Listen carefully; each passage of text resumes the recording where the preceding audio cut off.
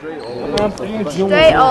now tuned into the show where you learn the discipline to show up day after day to do the work, the confidence to put yourself out there boldly and authentically, and the mental toughness to continue showing up, doing the work, putting yourself out there, even when the success you've expected to achieve is yet to be achieved. And on top of all this, you get a huge dose of personal initiative, which is the go-getter energy. It moves any human being to go and make things happen instead of waiting for things to happen. And what we do is put all this together into one package. What you get is the mindset, the method, the philosophy, the book, the show, known as Work on Your Game. My name is Dre Baldwin, also known as Dre All Day, and welcome to the show. Today's topic is how to stop beating yourself up. How to stop beating yourself down, beating yourself up, making yourself feel bad about yourself via your own self-talk.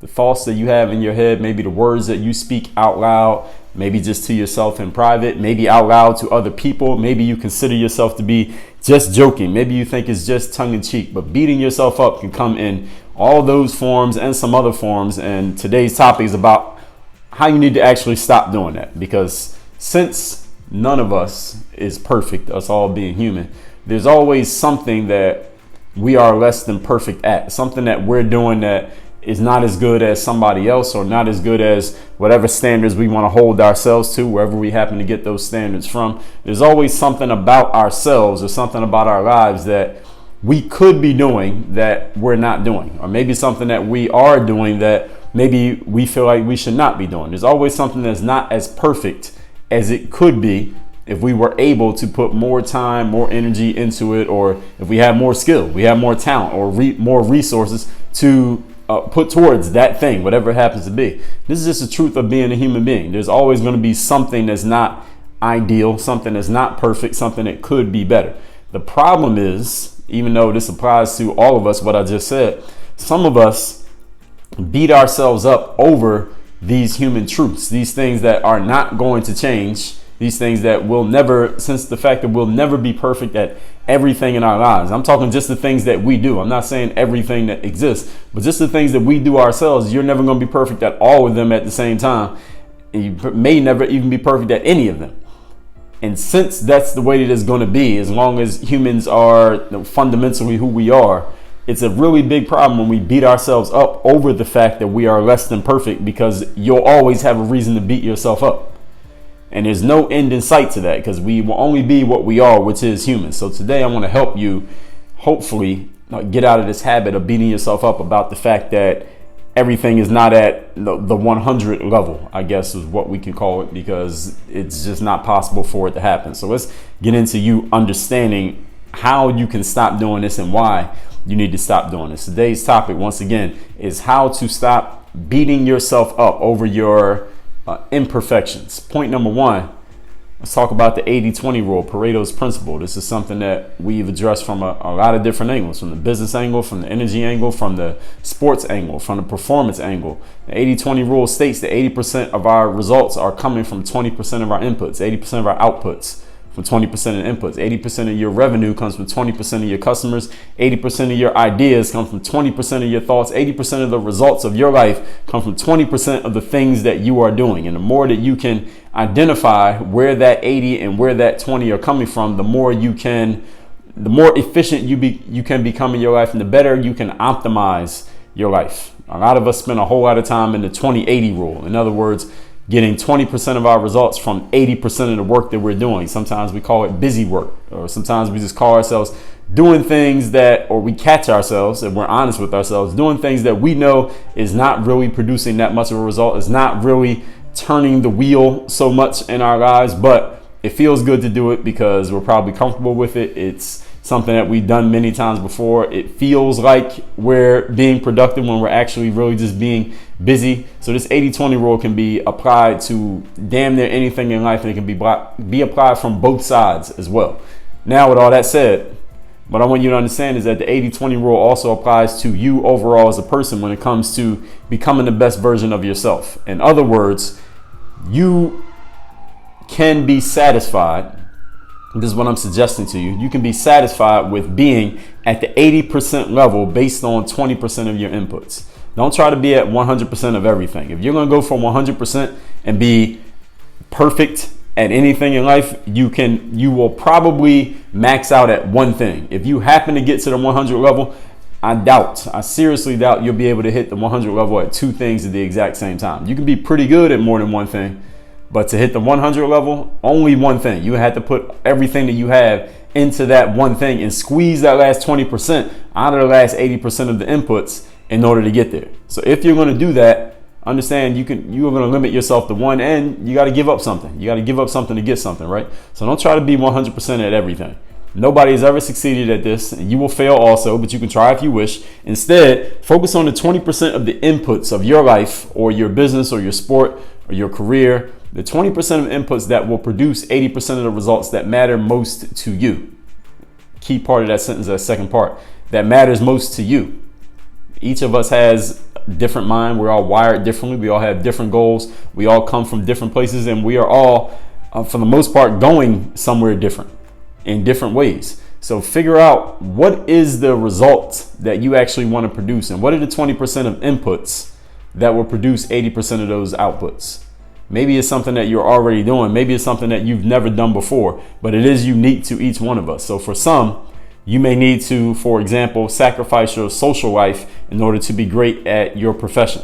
Others, it could be the exact opposite. You may want to sacrifice a little bit of your professional ambition and only work enough that you can feed your family, but you sacrifice chasing an extra dollar, or sacrifice chasing some new job title, or sacrifice chasing a corner office in order to spend more time with your family, spend more time with your significant other and raising your kids and just enjoying life. Neither of these is more right than the other. It's just a choice that you need to make, but you need to know what choice you're making so that it's much easier when you know what choice you're going after. You know where you are 80-20ing, so to speak, in your life, career, business, sport, etc. It's easy to make decisions when you know what the 80-20 is. All right, this is the result that I'm after.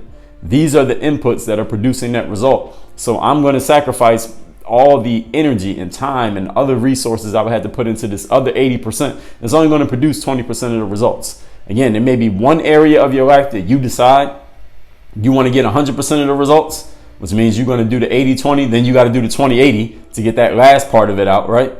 There may be one area of your life you decide to do that in, but understand there's a sacrifice that comes with that you're going to lose out on a whole lot of other areas of your life. If you're willing to make that sacrifice, understand that that's the game that you're stepping into. And once you're in it, you may not be able to just change your mind one moment and decide you're not in it anymore. So you should think long and hard about that. Maybe read up on, listen to, talk to someone who's already done it before you decide to make that decision for yourself. And also understand, when you make that 80-20 decision about that thing in life, if you decide you want to go for the 100 and anything in your life, understand that just because you're going for it doesn't mean you're going to get there. Just because you set it as a goal doesn't mean you're going to reach it. It doesn't mean you're going to achieve it. It just means you're going to go for it. All right, you can go for it, put everything that you have into trying to get to that 100 and still not get the 100. And then once you realize that the 100 is not going to be acquired by you, at least, now you got to turn around and look at the rest of your life where you sacrificed, where you didn't put hardly any input into, and now there's nothing there. And then you're going to have to build back up from zero. But if you're willing to take that risk, understand that that's the game that you're stepping into. So you're not stepping into it in ignorance, not knowing what's going on. I just explained it to you. Point number 2. Today's topic is how and why to stop beating yourself up in life. So in this first point, we talked about this 80-20 rule, that if you can get to 80% based on 20% of your inputs, that's a highly efficient process that you got going on there. You should be very proud of yourself, so you don't beat yourself up over the fact that you're not at 100. And even if you go after the 100, you still might not get there. It's not a guarantee. The second point is stop trying to be everything to everyone. Goes right along with what I just said. You won't be able to get to 100 in more than one thing at once. You may not even be able to get to 100 at one thing, but you can get to 80% at a lot of things if you're efficient and you're smart and you're knowledgeable.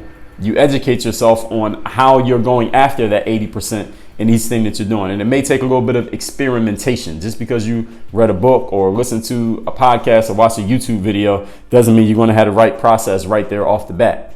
So stop trying to be everything to everyone is the second point. This is you understanding what you're good at and sticking to it. The quote that I'll give you, and this is a Dre Baldwin quote, is the foolish person tries to be everything he sees. Don't be this person. Every time you see someone doing something that seems interesting and it seems fun, it seems like they're getting a lot of attention from it, or maybe they're making a lot of money from it, or it just seems to be, quote, working, close quote, for them, whatever that means to you, doesn't mean you should go try to do it. Doesn't mean you should drop what you were already doing 5 minutes ago and go try to do that thing now. Doesn't mean you should try to juggle 10 different balls all at the same time if you're not a professional juggler, because what you're going to end up doing is dropping all of the balls and now you don't have any. The fool is the person who everything they see, they think they can go do it, or they want to go try it, or every time you see another bright, shiny object, you go chasing after that one and you drop the bright, shiny object that you just caught up to yesterday, because now you're running into the new thing. So the question for you is, this is a simple question. What are you best at? Where do you provide the highest rate of return in your life for you? What thing are you doing, or what space are you in, or where are you providing value in your life that you feel the most fulfilled? That's one question you can ask yourself. Another question is, you can ask, where are you producing the highest level of ROI? Where are you producing the most value in life for other people? Where are you most valued? Those could be two separate questions. Where are you producing the most value for others? And where are you most valued? And they may not be the same place. You may be producing a lot of value for people in one space, but people don't really appreciate it as much as in another space where you don't even feel like you're giving as much value as that previous space, but you are being valued and appreciated at a much higher rate. So these are three separate questions you can ask yourself. What are you best at? Where do you provide the most value for other people? And where do people see you as providing the most value? Now, if you're a lucky individual, then all three of those answers are exactly the same. Now, if you're an individual who has some work to do, then that would reflect the fact that all three of those answers are completely different.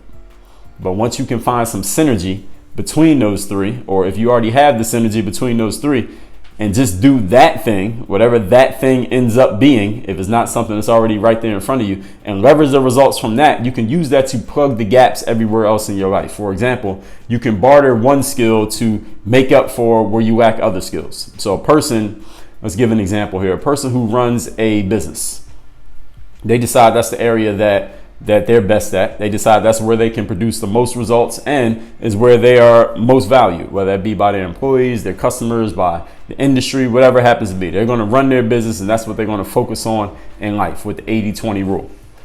They may not be that great at spending so much time with their family because they're putting so much time into their business. Maybe they're not that great when it comes to their fitness. Maybe that person's not that great when it comes to making good, healthy meals for themselves every day. Maybe they're not that good at picking out their clothes. They got to wear business clothing every single day. They're not good at shopping for the right fabrics to go for their suits or their business skirts if it's a female. So what can that person do?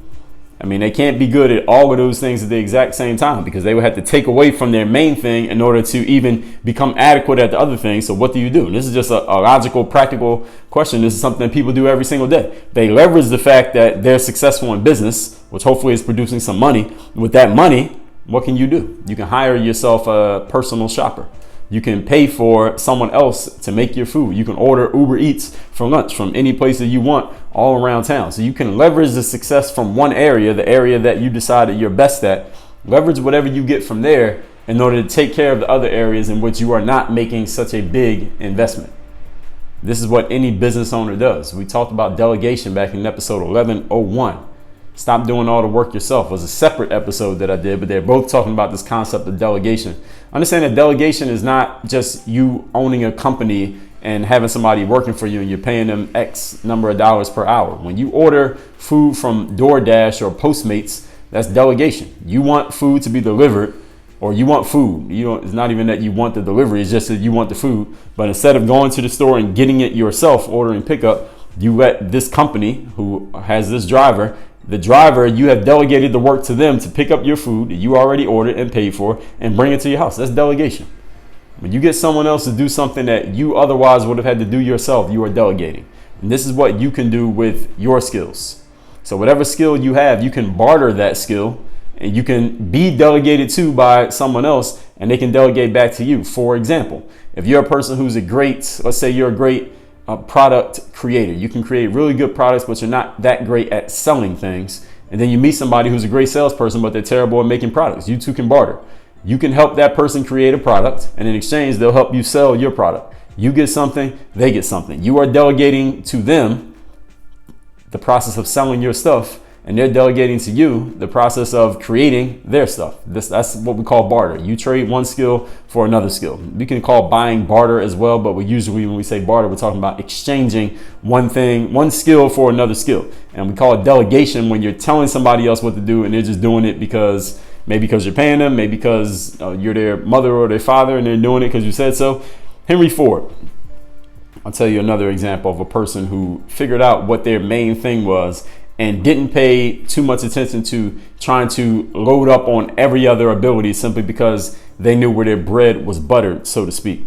There was a time when, I haven't read too deep into whether this actually happened or not. I believe that it did, but this anecdote says that there were some people around town, wherever Henry Ford was, I believe it was in Michigan, who felt that this guy, as successful as he had become as a businessman. Oh, and by the way, for those of you who don't know, Henry Ford is the guy who started the Ford Motor Company, which was the first big American automobile company. He introduced the automobile to the United States. So there's some people who felt like the success that Henry Ford had garnered was not earned success because they felt like Henry Ford really wasn't that smart of a guy, even though he was successful in business and he was making these automobiles and people were buying them. He was making money and his name was well known. Some people said, well, this guy is not as smart as it seems he is, based on the money that he's making, and we want to prove it.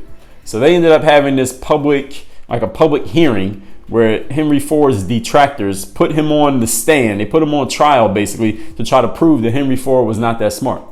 So the prosecution side, the people who are trying to prove that Henry Ford wasn't smart, they were asking him all these different types of trivia type of questions just to prove that since Henry Ford wouldn't be able to answer them, he didn't have this common knowledge, so to speak. This is the proof that Henry Ford wasn't smart. So as they asked question after question after question, and Henry Ford is answering the questions in a very practical type of way, not trying to prove that he was smart, just answering them to the best of his knowledge, and he's getting some of these questions wrong. But Henry Ford notices what's going on. He notices that the people questioning him they have malicious intent. They're trying to prove that Henry Ford is dumb. They're trying to make him look bad on a public stage. So finally, Henry Ford, as these questions are being lobbed at him over and over again, he finally says this. He says, look, why would I need, let me back up. This is what he said.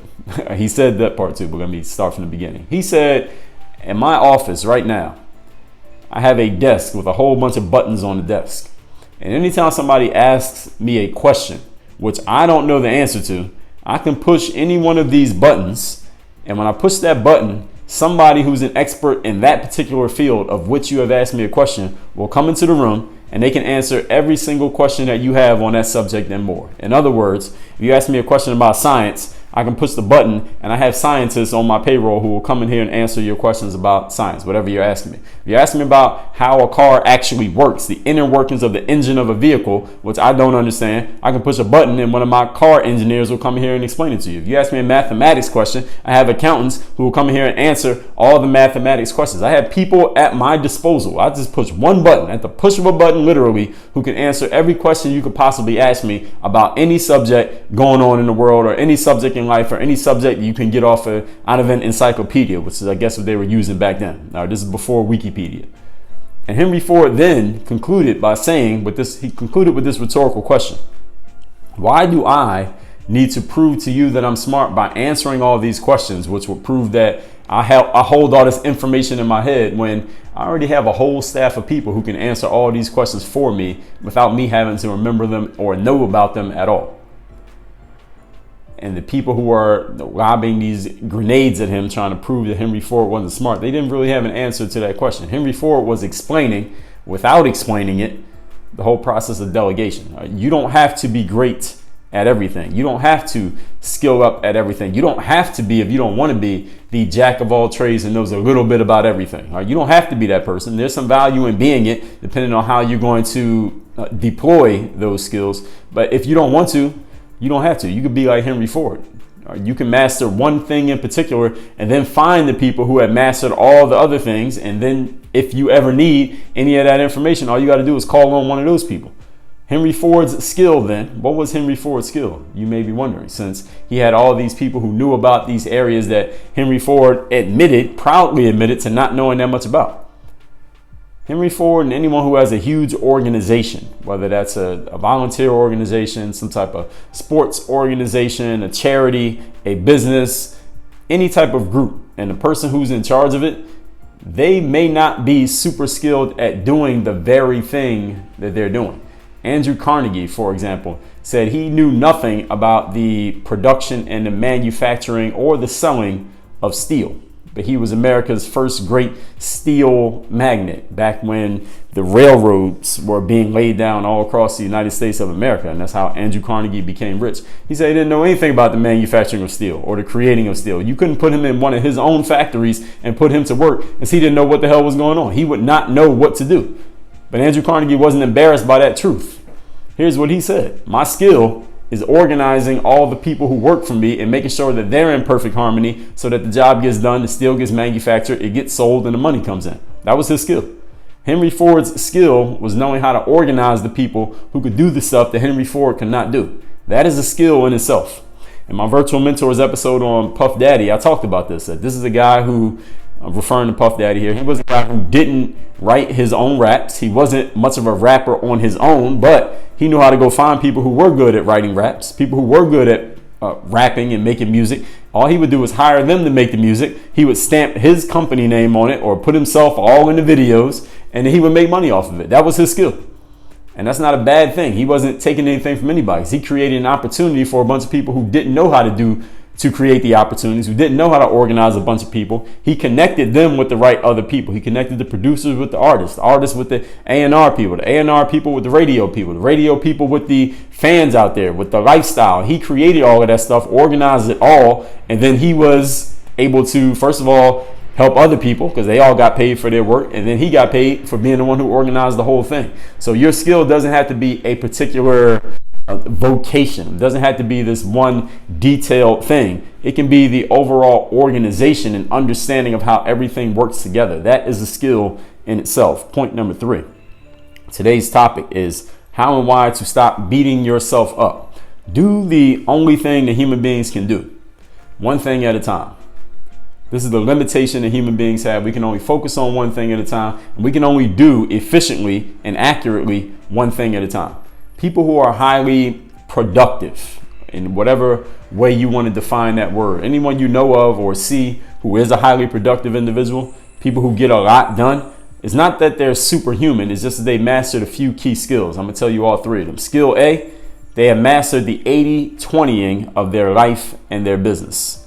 In other words, they know what 20% of inputs are producing 80% of their results. They know what it is, and that's what they focus on. And that's how they become highly productive. Here's the second way. Way B. And these are all 3. It's not either or. The second way that highly productive people become that way is that they focus on doing the thing that they're doing. They find people who are good at doing that thing if they can't do it, or they focus on doing it themselves. But that's what they focus on, is doing the thing that they're doing. They're not being distracted by a whole bunch of other things and trying to do what they see other people doing and running to every bright new shiny object that they see, dropping the past thing that they just started yesterday just because they saw something new. And the third thing that people who are highly productive do is that they don't waste time or energy doing stuff that they're not good at. This is a big one right here that a lot of us get caught up in, especially those of you who work on your own as a solopreneur or a freelancer, or maybe you're trying to build your brand. You invest. We don't have to even call it wasting. Sometimes it can be wasteful, but it's a big investment that sometimes, again, if we're looking at the 80-20 rule, you can call it a waste because you're putting time and energy into something that is not part of your 20, it's part of your 80, but is only producing 20% of the results. So having an understanding of the 80-20 rule, if you're doing something that falls outside of that 20% of input, you're doing some of the 80% input, that is a waste because you could be using that same energy and time to put into the 20% that's producing most of your results. So people who become highly productive, they do not utilize their time or their energy or their effort doing things that they are not good at. They allow other people, they find other people who are good at those things and put them in position to do what they're good at. I mean, isn't that a good idea? Isn't that a good business model? There's a guy named Mickey Arison. He and his family started and owned the Carnival Cruise Line. It's actually owned by a corporation, but they're the ones who run it, the Arison family. The Carnival Cruise Lines, that I see their boats all the time down here in Miami. The boats are huge. They are bigger than they look on TV. And Mickey Arison, though, as the head of what's going on there at the Carnival Cruise Lines, the guy running the thing, how many times do you think he's actually steered the boat? How many times has he captained a cruise ship from the port of Miami down to, I don't know where they go, Puerto Rico, Cuba, Jamaica, Bahamas, wherever the boats go?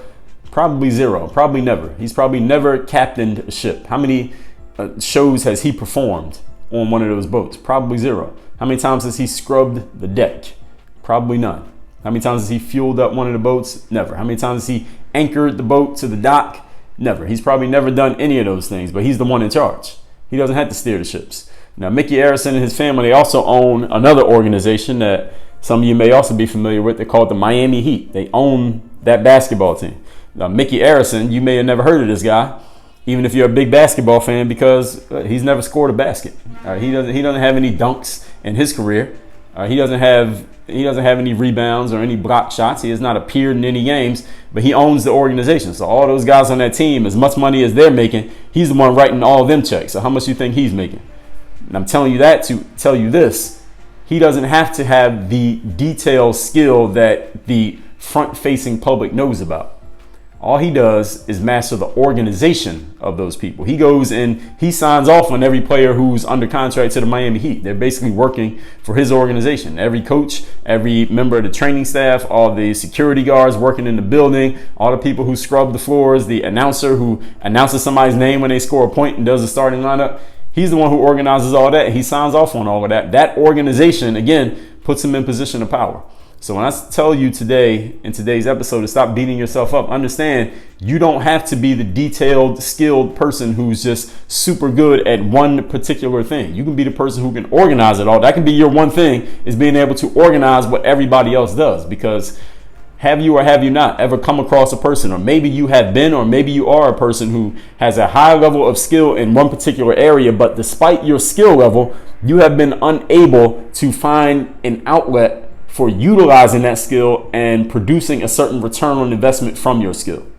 In other words, you could be a really good singer, but if you can't find a way to get your music out to the world and sell it to the public, your singing skill may not be producing the ROI that you need to sustain a career. You could be a great salesperson, but if you don't have any great products to sell and you're not great at creating your own products, all your sales skills may be going for naught right now. You could be a great basketball player, but if you don't have a team to play basketball for, then you may not be able to play basketball that much, because you got to eat somehow. You got to take care of your food, clothing, and shelter. So that organization of what is going on, there's an opportunity out there for people who are willing to do that. It requires a high level of people skills. I got a course called People Skills I'll tell you about in a minute that'll help you do that. But let's recap today's topic, which is how and why to stop beating yourself up, specifically when you feel like you're not as good as somebody else, or you don't have the results that another person has. So I've given you a couple different angles from which to look at this. Because none of us is perfect, there's always something that we are less than perfect at. And there's always something that we're not doing, something that we are doing that we maybe don't want to be doing. There's always something that's not perfect about ourselves. This is just the truth of being human, and there's no end in this because we're all human. So today I'm going to help you understand how and why to stop beating yourself up, because there are ways that you can leverage the fact that you're not perfect against the fact that everybody else is also not perfect. Number one, remember the 80-20 rule. 80% of your results are coming from 20% of your actions. What are those 20% actions that are producing the majority of your results? Once you understand that and you start applying it, then you will be a much more efficient individual, and your results will go up because you're putting more time into the things that are actually producing results and less time into the stuff that feels like it's work, but you're not actually producing any kind of result. Don't try to be 100% at everything. Nobody's ever succeeded at this. You won't succeed at it either. You can try if you want, but instead focus on the 20% of inputs that produce the majority of your outputs. It is unique for each of us, and understand that what works for one person in the 80-20 sense may be the 20-80 for somebody else. We don't all have the same goals. Point number two, stop trying to be everything to everyone. We end up beating ourselves up when we're trying to be great at more than one thing at the same time, and it's damn near impossible because human beings have a limitation. We can only focus on and really give clear effort to one thing at a time. So if you're trying to be great at more than one thing at a time, you're not going to be great at any of them, and then you're going to feel bad about yourself because you're not succeeding at it. The problem is you have the wrong strategy. When your strategy is wrong, you can have a perfect execution of a bad strategy. It's not going to produce a good result. Henry Ford said, I don't need to know everything about engineering or everything about how automobiles work or everything about sales or any of these details that you're asking me about, his detractors, because I got a whole bunch of people on payroll who they can answer those questions. All right, I put them in position to have a job. They put me in position to be able to answer those questions. Everybody wins. Point number 3, do the only thing that human beings can do, which is one thing at a time. People who are highly productive are not just superhuman individuals. They just mastered 3 specific things. First thing, the 80-20ing of their life and business. Second thing, focusing on the thing that they're doing, not trying to do everything at the same time. And the third thing, they don't waste time or energy doing stuff that they're not good at. They know what they're good at because they've done the 80-20 analysis on themselves, and they focus on the 20% that are producing the 80% of the result. And the other things that they want to get results from, because listen, you could be wanting to get results from 10 different things in life. That doesn't make you wrong. It just means you personally shouldn't be doing all 10. You need to figure out which one you're best at. That could be a specific thing. It could be the organization of the things, but don't try to do 10 things at once. Don't even try to do 2 things at once, because you will not get the most return that you could possibly get out of anything if your attention, your focus, and your energy is being split amongst more than one thing. So figure out what your thing is. 80-20 analysis of your life, of your skill set, of your business, of your mind, of your family, of everything. And then focus on that 20%. When you do that, you will have no reason to beat yourself up because you'll be producing so much of a result. And those results, you can leverage them to do everything else that you want to do. Don't try to do it all on your own. We're human. We're limited. There's only so far that we can do things by ourselves. Anyone who seems to be doing everything amazingly by themselves, they're not doing it by themselves. It's just that you don't know how they're doing it. But I guarantee you it's not just them being a superhuman robot machine. It's not the way it works. It's not the way humans are wired. Work on your game. Oh yeah, the people skills course I told you I was going to tell you about. That is a 10-module course that is all about building rapport, establishing leadership, connecting with people, and building the type of relationships that you need to build to get along in life. Because as I just explained, there's only so much any one individual can do. And the reason why you want to do that, what that's going to actually mean for your life, is that you can leverage your relationships with other people. You can leverage other people's skills. You can allow yourself to be leveraged by other people, which will provide value for them and value for you. You'll build yourself a larger network of people. So when you need something done and you can't do it on your own, you have a whole Rolodex of people you can reach out to because you provided value to them in the past, that they'll be willing to reciprocate and provide value to you in the future. You can barter on your skills for their skills, maybe for now, maybe for later. All of these things are results from what you would get from the people skills course. And what that means, again, is that the more people that you have in your network who have a positive, favorable view of you as a person, they know, like, and trust you, the more things you'll be able to get done. And again, don't take my word for it. Look around at life at people who you see as highly productive, getting a lot done, a person who's just a go-getter, seems they're always achieving something. They probably have a large network of people that are interconnected, all connected back to that person, that allows that person to seemingly get so much done. But it's not because they're doing it all themselves. All right, it's because they have a network of people. Well, my people skills course, you'll learn how to start building that on your own. Get access to that course. It's a 10-module course by going to workonmygame.com/people. That is workonmygame.com/people. Work on your game. Dre all day.